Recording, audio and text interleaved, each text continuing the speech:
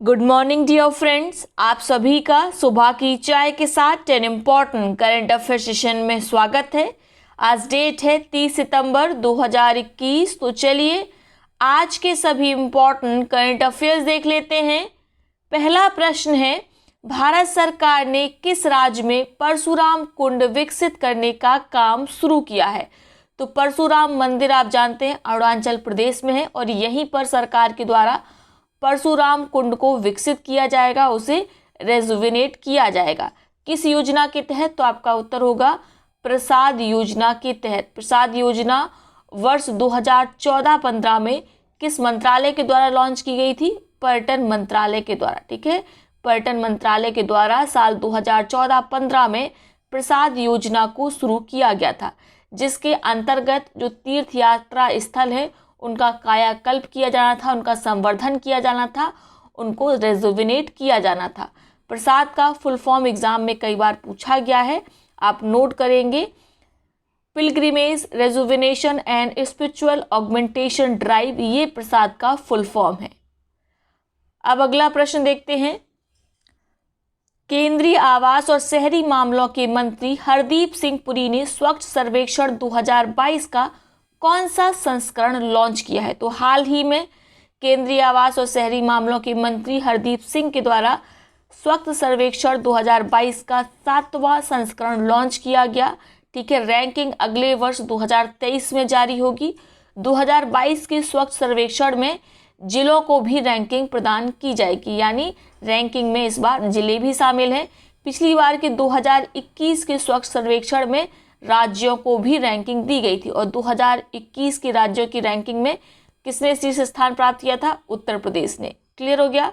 ठीक है, और 2021 के पहले स्वच्छ सर्वेक्षण में केवल शहरों को रैंकिंग मिलती थी, लेकिन अब 2021 से इसमें राज्य शामिल किए गए थे और 2022 में इसमें जिले भी शामिल कर लिए गए हैं। क्लियर हो गया?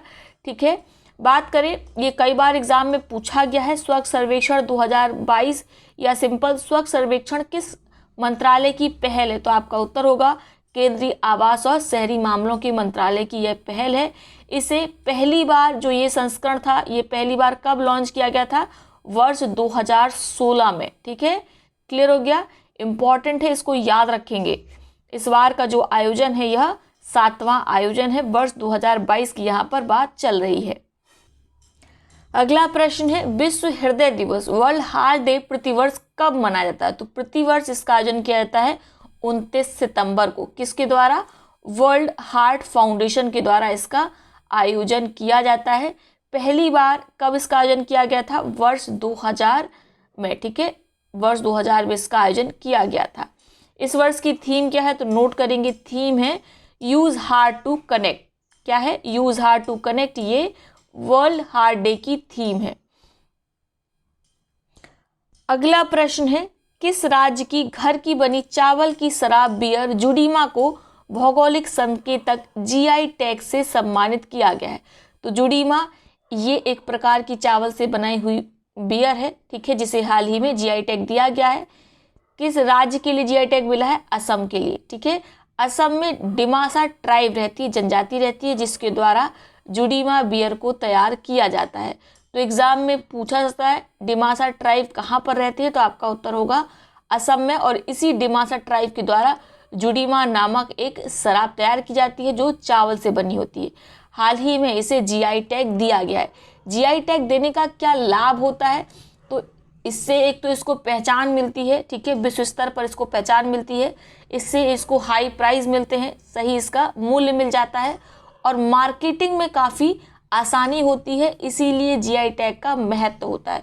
तो याद रखेंगे, ठीक है, जुडीमा जिसको भौगोलिक टैग मिला है, जीआई टैग मिला है, यह असम की डिमासा ट्राइब के द्वारा तैयार की गई चावल की शराब है। अगला प्रश्न है, किस राज्य की सोजत मेहंदी को भौगोलिक संकेतक टैग से सम्मानित किया गया? तो ये है राजस्थान। राजस्थान की सोजत मेहंदी को भौगोलिक संकेत जीआई टैग दिया गया है। ठीक है, यह टैग इसे मिला है इसके अनोखे कलर के लिए।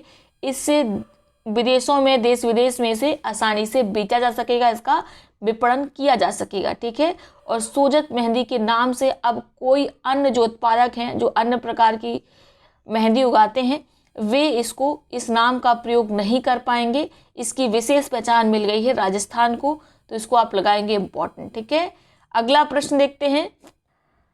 किस देश को अंतर्राष्ट्रीय परमाणु ऊर्जा agency international atomic energy agency के लिए बाहरी लेखा परीक्षक के रूप में चुना गया है? तो ये है हमारा प्यारा देश, इसे चुना गया है बाहरी लेखा परीक्षक के रूप में।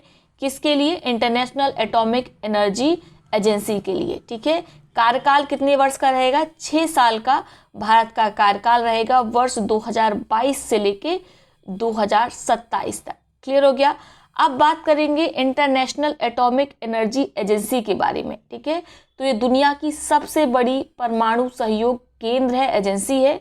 ठीक है, इसकी स्थापना 1957 में की गई थी। ठीक है, और इसका उस समय उद्देश्य क्या था? इसका उद्देश्य था जो एटम का प्रयोग है वह केवल शांति के लिए किया जाएगा, और इसका स्थापना भी किस प्रकार से किया गया था? World atoms for peace organisation के रूप में। बाद में इसका नाम बदलकर इंटरनेशनल एटॉमिक एनर्जी एजेंसी कर दिया गया। ठीक है, इसका हेडक्वार्टर कहाँ है? इसका हेडक्वार्टर है ऑस्ट्रिया के वियना में। याद रखेंगे, चूंकि भारत इसका बाहरी लेखा परीक्षक बना है, इसलिए बहुत महत्वपूर्ण हो गया इसका हेडक्वार्टर याद रखना। इसका मुख्यालय वियना ऑस्ट्रिया में है। इसकी स्थापना 1957 में की गई थी। भारत का कार्यकाल 2022 से लेकर 2027 का कुल 6 वर्ष का है। अगला प्रश्न है, हाल ही में खबरों में रहा राष्ट्रीय जैविक तनाव प्रबंधन संस्थान कहाँ स्थित है? तो ये स्थित है छत्तीसगढ़ के रायपुर में। चर्चा में क्यों है राष्ट्रीय जैविक तनाव प्रबंधन संस्थान? इसलिए चर्चा में हाल ही में प्रधानमंत्री नरेंद्र मोदी ने वीडियो कॉन्फ्रेंसिंग के माध्यम से राष्ट्रीय जैविक तनाव प्रबंधन संस्थान के नए परिसर का उद्घाटन किया, राष्ट्र को समर्पित किया। ठीक है, यानी नवनिर्मित परिसर को राष्ट्र को समर्पित किया गया प्रधानमंत्री नरेंद्र मोदी के द्वारा। इसी कारण राष्ट्रीय जैविक तनाव प्रबंधन संस्थान चर्चा में है। और इसी समय पर प्रधानमंत्री नरेंद्र मोदी ने ग्रीन कैंपस अवार्ड भी विकसित किए। कौन से अवार्ड? Green campus award. ठीक है, इसके साथ उन्होंने इस वीडियो कॉन्फ्रेंसिंग के माध्यम से विशेष गुणों वाली फसलों की 35 किस्में राष्ट्र को समर्पित की। तो हो सकता है एग्जाम में पूछ ले जाए कि प्रधानमंत्री नरेंद्र मोदी के द्वारा विशेष गुणों वाली कितनी किस्में राष्ट्र को समर्पित की गई? तो आपका उत्तर होगा 35 किस्में। ठीक है, याद रखेंगे। बाकी ये जीएस के पॉइंट ऑफ व्यू से बहुत इंपॉर्टेंट है। राष्ट्रीय जैविक तनाव प्रबंधन संस्थान एग्जाम में पूछा जाएगा, तो आपका उत्तर होगा ये स्थित है छत्तीसगढ़ के रायपुर में। क्लियर हो गया? तो ये आज के सभी इंपॉर्टेंट करंट अफेयर्स हमने पढ़ लिए। अब देखेंगे आज के उन प्रश्नों को जिनका जवाब आपको कमेंट बॉक्स में देना है। दोनों ही प्रश्नों का जवाब एक ही कमेंट में लिखेंगे। जिसका जवाब सबसे पहले सही सटीक आएगा उसके कमेंट को पिन किया जाएगा, साथ में उसका नाम अगले वीडियो में लिया जाएगा। पहला प्रश्न क्या है?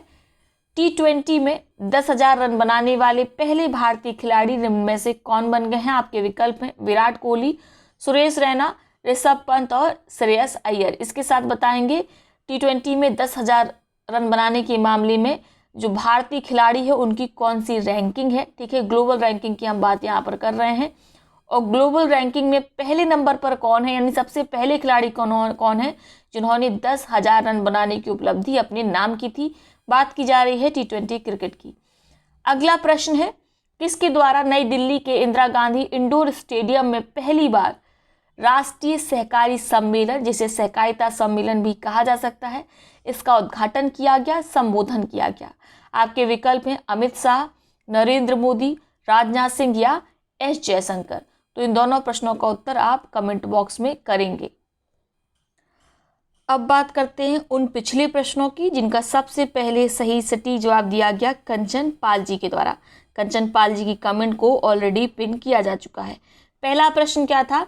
किस राज्य में रेशम यार्न उत्पादन केंद्र स्थापित किया गया है? तो हाल ही में स्थापित किया गया उड़ीसा में रेशम यार्न उत्पादन केंद्र। किस वैरायटी के रेशम यार्न का यहाँ पर उत्पादन किया जाएगा? ठीक है, यार्न से मतलब धागे से होता है, तो रेशम यार्न कौन सा है? आपका उत्तर होगा टसर। ये भी याद रखिएगा, हो सकता है एग्जाम में पूछ ले जाए।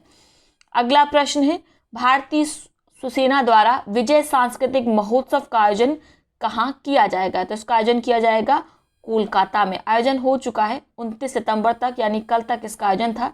26 से लेके 29 सितंबर के बीच इसका आयोजन किया जाना था, विजय सांस्कृतिक महोत्सव। ठीक है, इसका उद्देश्य था जो इंडिया पाकिस्तान वॉर हुई थी 1971 में, इसे बांग्लादेश मुक्ति वॉर भी बोलते हैं। ठीक है, बांग्लादेश को मुक्ति मिली थी पाकिस्तान से। इस युद्ध में जो भारत की विजय थी और बांग्लादेश जो मुक्त हुआ था, पाकिस्तान से आज़ाद हुआ था, उसी की 50वीं सालगिरह मनाने के उद्देश्य से इस विजय सांस्कृतिक महोत्सव का आयोजन भारतीय सेना के द्वारा कोलकाता में किया गया। क्लियर हो गया? तो ये है आज का सेशन। आई होप वीडियो आपको पसंद आया होगा। वीडियो को लाइक करें, साथ ही अपने दोस्तों के साथ इस वीडियो को ज़रूर शेयर किया करिए। कल हम लोग नई वीडियो में मिलेंगे, तब तक के लिए बहुत बहुत धन्यवाद।